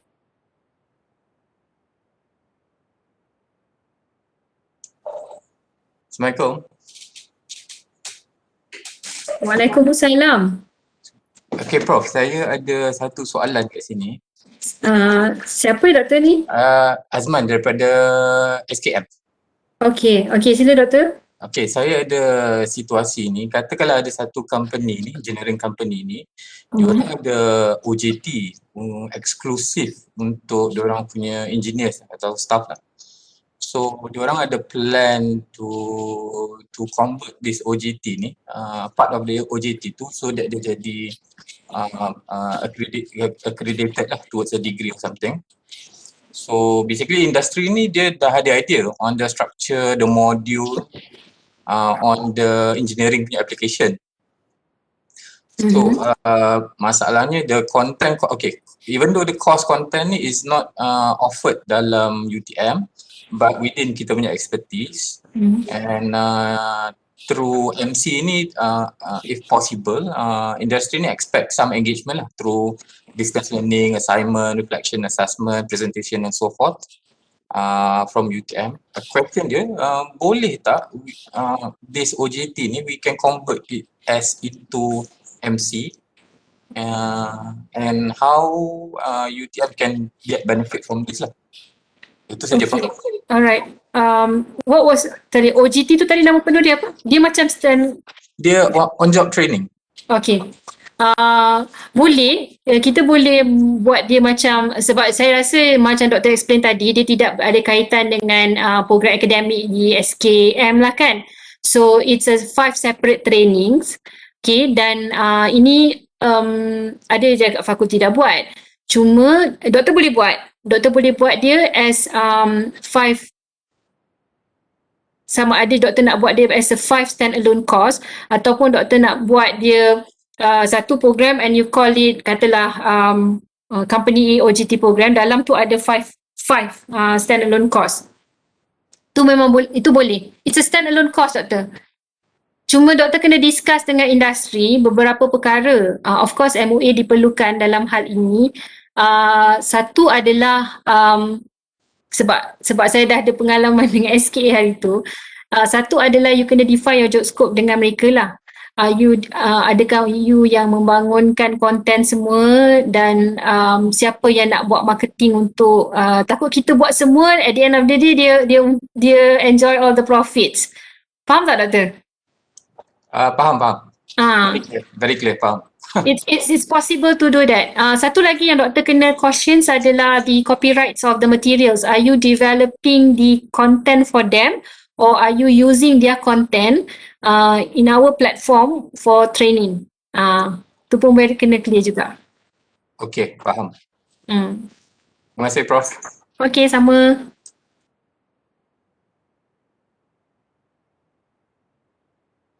Good afternoon, Prof. Yes, Dr. Tang. Yeah, I would like to ask, let's say right now we are already done with all the course development and all this course content. And now we just need to fill out a form, is it? just fill out a form and then straight away submit to whoever the guys that is going to process the form. Yes. Yes. So may I know, are there any links for us to get that templates, or let's say right now we have all the course content and then we want to transfer into the template, common template. Is there any such kind of a website links that we can access and then get all this information, how to prepare the documentation and also the registration? Okay. Let me answer satu dulu. I think the person in charge, kalau the best person in charge yang akan lihat your forms, your materials is Dr. Azizul. Are there any form where you can get the forms or templates or format? Yes. Dulu kita letak di dalam laman web, but I think sekarang ni dalam proses untuk development of the web tu, link tu jadi deactivate, tapi Dr. Azizul sedang usahakan kan untuk activate kan. Kalau ada, memang boleh download daripada laman web kami, Dr. Tang. Okay, so that's mean for time being, I mean at this time, I need to contact Dr. Azizul to get the form and all the documentation, is it? Yes. Have you filled up the MC description form?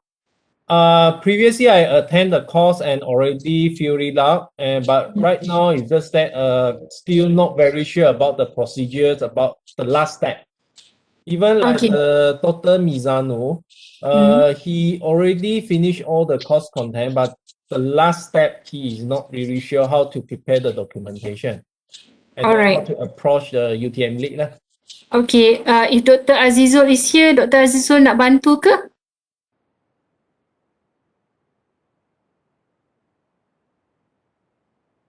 Saya tak pasti Dr. Azizul, saya rasa macam dia tak ada.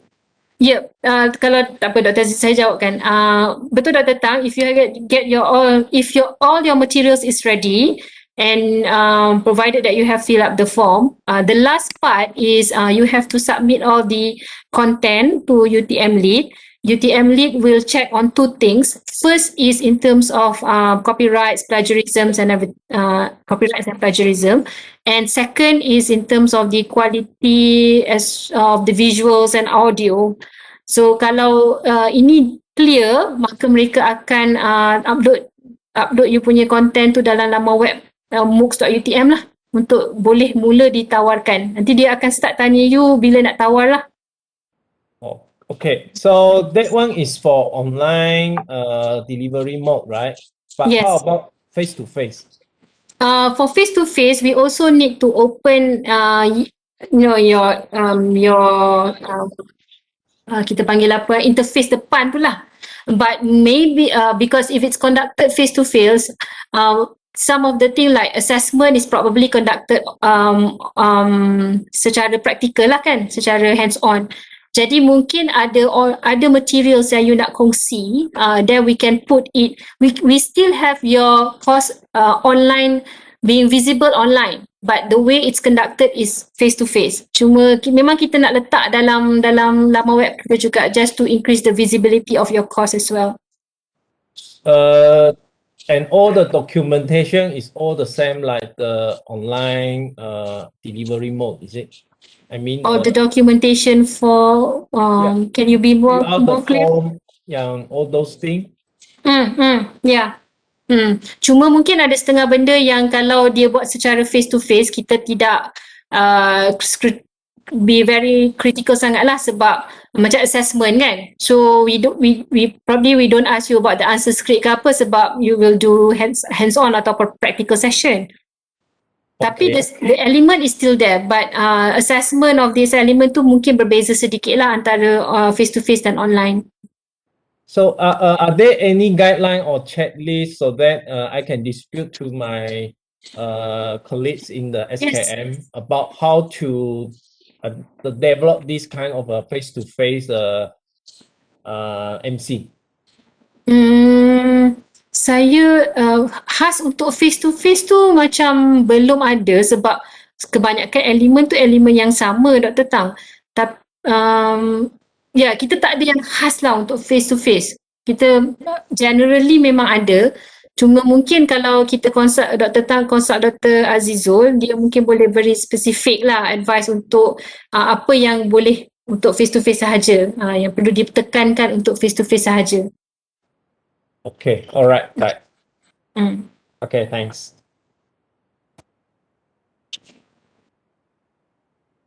Boleh saya komen tak? Boleh. Dr. Azizul ke? Ya, saya.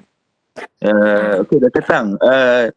Saya faham daripada Dr. Tang ada a list of courses kan, Micro-Credential courses lah, yang kebanyakannya face to face kan. Dan ada beberapa yang mungkin blended dan juga online lah. Jadi sebenarnya Dr. Tang, kita bagi details buat masa ni lah.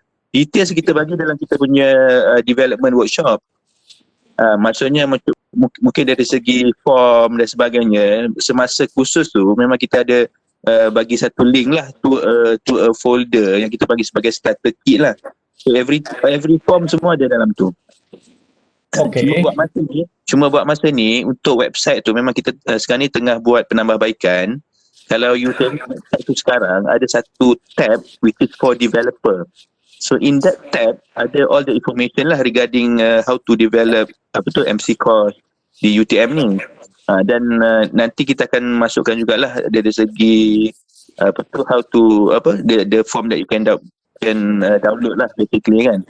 So maksudnya siapa yang macam tertinggal the workshop tu boleh pergi jugalah kepada tab yang ada di website tu lah kan. Tapi of course kalau Dr. Azizul, last time macam ada beberapa kawan saya mereka pergi, tapi mereka kata yang borang itu macam targeted for online delivery. So that's why mereka tengok pun tak tahu macam mana nak isi tu. Itu mungkin tahun lepas punya kot.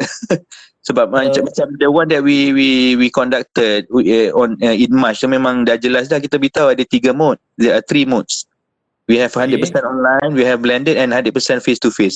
Dan saya minta tolonglah Dr. Tang, if anything, just let me know, contact me directly. Jangan kalau ada masalah tu you biar je tergantung. Memang kalau saya nak follow up mungkin terlalu banyak Doktor. Dan basically saya akan follow up siapa yang isi description form saja Doktor. Alright. So siapa yang tak isi memang saya tak follow up. Okay, sebab right now saya ada terima beberapa request tanya ada template file tak. So is that possible saya dapat itu template sebab atau mereka kena hadir khusus on 15 or 16 June in order to get template file tu. Tak kita boleh saya boleh bagi Dr. Tang lah, kemudian nanti saya boleh bagi doktor boleh forward lah kepada yang berminat tu. Cuma bila dah isi tu kena maklum pada kami lah, kena maklum saya lah.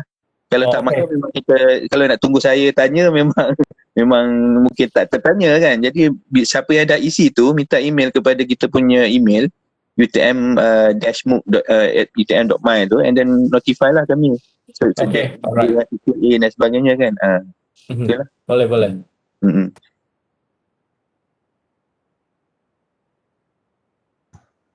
Okay, Assalamualaikum. Waalaikumsalam. Ini kalau zaman PKP ni kan, kalau kita kata nak buat face to face, kemungkinan besar tak dapatlah kan. Tapi kalau yang berminat nak buat face to face, kalau kita buat dia online, adakah itu kita panggil dia face to face atau jenis online? Maksud macam mana kita nak describe kan tu? Kita punya kelas tu kita buat macam kita buat kelas biasa kan, online kan. Adakah itu dibenarkan konsep face to face dalam kes ni? Terima kasih. Ya macam sekarang ni maksudnya doktor, courses doktor tu sebenarnya adalah face to face, tapi disebabkan COVID, keadaan sekarang PKP ni, maka doktor nak buat secara online lah. Ya. Okey, kalau doktor nak buat mode of delivery tu, kita tak ada masalah, tapi kita kena pastikan bahawa memang courses tu boleh dilaksanakan dalam secara online dengan baik doktor. Maksudnya kalau memang boleh substitute buat online, kita tak ada masalah. Tapi kita tak mahu kalau online tu dia ada diskaun. kepada pengalaman pelajar secara face to face. Itu kita kena jaga, Doktor. Boleh maksud, apa maksud you yang akhir tu?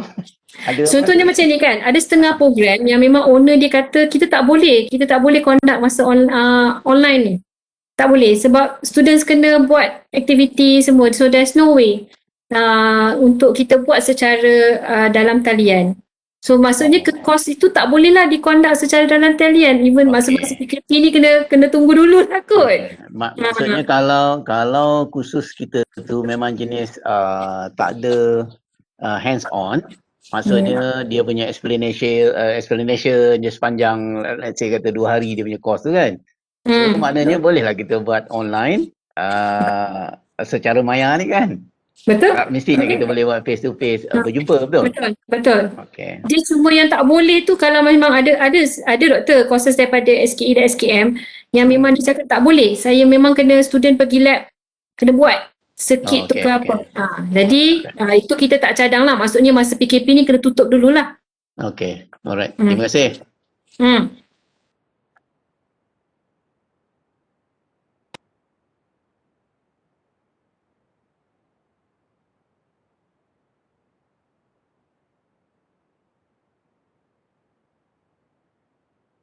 Okay, ada apa-apa lagi soalan?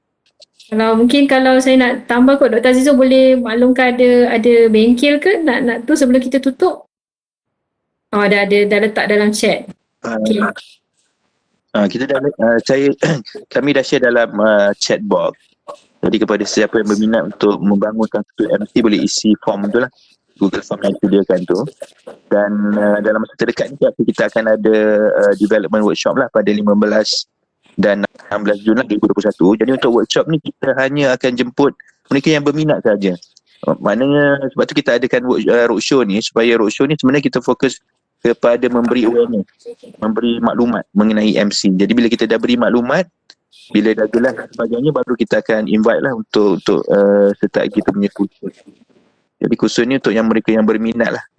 Dan mungkin yang mungkin mungkin dah menyatakan minat sebelum ni tapi mungkin progres agak slow ke apa pun boleh dijemput tu juga lah. Okay. Boleh saya komen sikit? Boleh, silakan. Terima kasih Dr. Azizul tadi tu. Dia punya penjelasan tu clear. Sebab masa kursus yang pertama tu saya masuk, saya tak ada penjelasan yang jelas seperti yang ada pada hari ini. Jadi bila masuk tu ada banyak benda yang kita kena comprehend pada masa yang singkat. Kemudian kita ada kuliah dan sebagainya. Jadi dia tak boleh nak concentrate penuh. Jadi bila dah dengar taklimat seperti ini, jadi kita nampak lebih clear. Jadi bila masuk kursus, Dr. Azizul kata boleh ulang balik semula tadi kan. Alright, bila masuk 15-16 ni, insyaAllah lah boleh bergerak lah ke usaha yang nak dilaksanakan tu. Terima kasih banyak-banyak. Okay, sama. Assalamualaikum. Saya minta maaf, saya baru nak tanya soalan. Boleh tanya lagi ke? Boleh, silakan. Okey, saya Syarizal dari SKE. Saya baru-baru ni saya ada submit lah untuk MKEH Micro-Credential ni description form yang yang kita nak ambil lah Micro Master Program dalam MKEH. Cuma saya nak tanya, kalau saya ada juga utarakan saya pernah datang kursus Dr. Azizul sebelum ni tentang apa tu nama dia? Allahu Akbar. Tu selain Micro-Credential ni ada satu lagi. Allah, tadi ingat lupa dah. Bukan ni yang under Kementerian Sumber Manusia tu. Apa tu? HRDF. HRDF. Oh, terima kasih. HRDF. Ada jadi saya nak tanya, ada ke progres ataupun perkembangan yang barulah yang di pihak ITM ambil untuk offer HRDF, satu. Jadi yang kedua, kalau ada, bila kita nak offer HRDF nanti, Micro-Credential punya form ni ataupun modul yang kita ada ni, ada tak perlu buat macam modification ke? Dan kalau ada, banyak tak? Sebab kita pun nak mudahkan kerja sikit kan, kalau ada benda tu nanti. Terima kasih, itu saja daripada saya. Okay, Dr. Azrina nak jawab HRDF. Boleh tak saya respon pasal HRDF ni? Oh. Boleh, silakan Dr. Biha. Ini mungkin sedikit berbeza dengan mungkin soalan Dr. Kadila tentang HRDF ni. Apa yang saya ada follow up dengan HRDF adalah HRDF ada minta kita untuk menawarkan kursus kita di platform HRDF. Iaitu dia ada platform dia nama e-latih. Itu setakat ini tawaran dia kepada UTM lah. Maksudnya kita tak akan menggunakan platform kita yang sedia ada ni kalau nak tawarkan. Tapi saya bagi pihak UTM kita belum agree lagi lah. Tapi kalau betul lah ada pensyarah yang berminat nak meletakkan kursus mereka di platform e-latih tersebut, saya rasa nanti boleh maklumkan kepada Dr. Azizul lah, tetapi nanti platform dia tak samalah dengan platform platform UTM. Setakat ini berkaitan HRDF, itu perbincangan yang ada, tetapi sama ada kursus kita ni diiktiraf oleh HRDF. Tempoh hari saya ada cuba berbincang dengan HRDF pasal tu, tapi mereka belum get back to me tentang adakah mereka nak mengiktiraf kursus kita. Dan adakah boleh kalau kita HRDF certified tetapi kita letak kat platform kita dan bukan letak kat platform e-latih. Yang itu belum ada keputusan lagi dari pihak HRDF lah. Itu mungkin yang saya boleh respon. Saya tak tahu lah boleh menjawab soalan ke tidak tentang HRDF ni. Terima kasih Dr. Nubiha. Cuma adakah dari segi panduan konten itu nanti akan berbeza dari yang Micro-Credential punya? Kualiti, macam dia punya kualiti. Kualiti dan modul yang kami dah letak, katakanlah dah kita buat dulu dekat Micro-Credential, later on kita tahu mungkin kita dapat pula untuk run HRDF. Jadi konten yang sama bolehkah diguna semula atau ada berapa persen yang akan berbeza? Okey, setakat ni kalau dari segi kualitinya, mereka tak ada lagi spesifik kualiti yang kita kena follow. Tetapi nak meletakkan bahan tu je yang berbeza-beza lah, macam cara nak letak dia berbeza-beza macam tu je lah, sebab platform dia berbeza kan, sebab e-latih dengan platform kita adalah dua platform berbeza. Tapi dari segi penyediaan kandungan tu semua, itu tak ada beza. Dia tak ada format-format tertentu. Yang penting kena bebas daripada hak cipta dan sebagainya. Itu perkara yang kita pun dah tekankan dalam keadaan UTM lah masa kita membangunkan kursus. Itu saja. Okey, terima kasih Dr.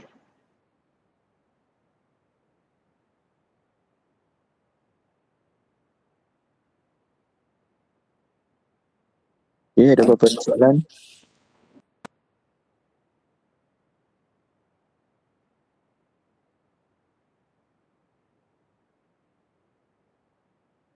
Okey, dah tak ada nampaknya.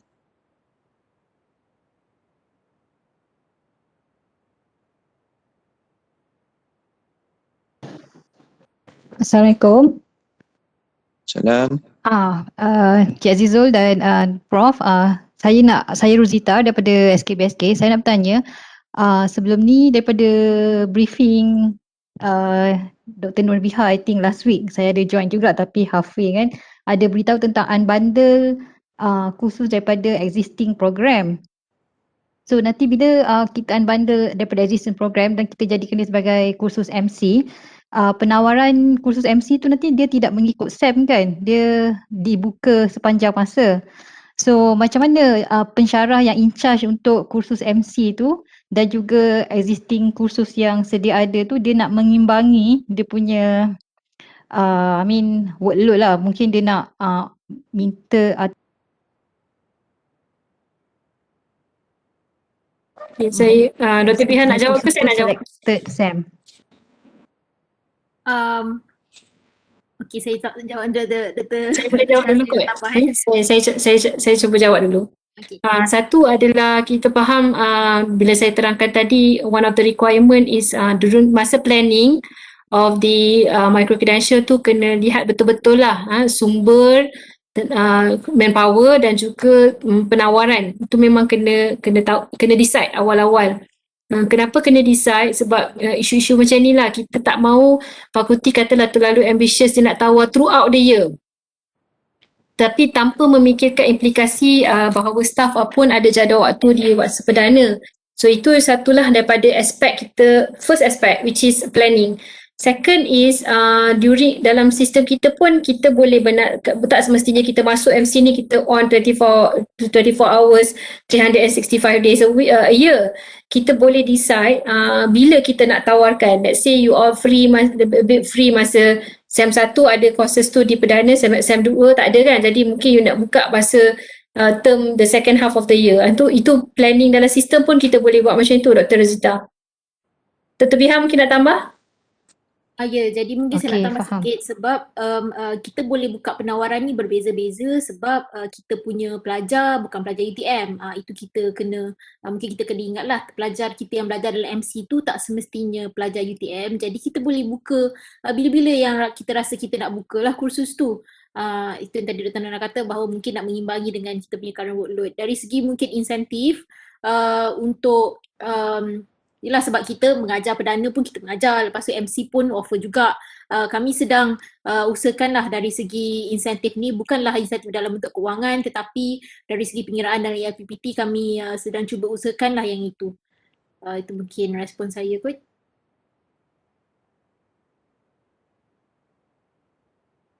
Okey, terima kasih. Maksudnya kita boleh request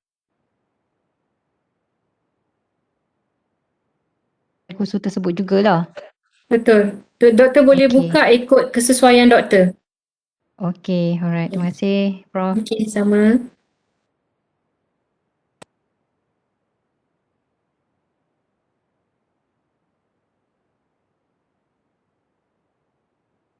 Okey, Dr. Azizul, saya assume tak ada soalan lagi kot.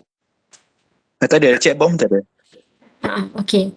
So mungkin kita dah sampai penghujung sesi. So kalau ada apa-apa soalan, boleh selalulah berkomunikasi dengan saya ataupun Dr. Bia atau Dr. Azizul. Kami pun ada tim jawatan kuasa MC yang mana diwakili oleh wakil di peringkat fakulti macam SKM ada Dr. Tang dan di SKE ada Dr. Suhana. Boleh hubungi mereka, boleh reach out mereka untuk mendapatkan maklumat lah tentang penawaran MC ini. Jadi saya rasa saya harap sesi ini dapat memberikan manfaat dan sedikit penjelasan tentang apakah itu MC, dan kalau berminat boleh menyertailah kursus yang dibangunkan yang akan diadakan oleh UTM pada 15 dan 16 hari bulan ini. So dengan itu saya inilah over to Dr. Azizul nak tutup mesyuarat ke tutup taklimat. Terima kasih. Oh, saya tak buka benda ni. Okey, terima kasih semua. Terima kasih kepada semua lah kerana hadir untuk roadshow kita pada hari ini, dan sebarang persoalan saya ada share saya punya nombor telefon lah. So jika ada apa-apa boleh WhatsApp je, saya boleh dihubungi bila-bila masa sajalah. Okey, sekian saja. Assalamualaikum warahmatullahi wabarakatuh. Okay, terima kasih semua. Assalamualaikum. Waalaikumsalam. Terima kasih. Waalaikumsalam.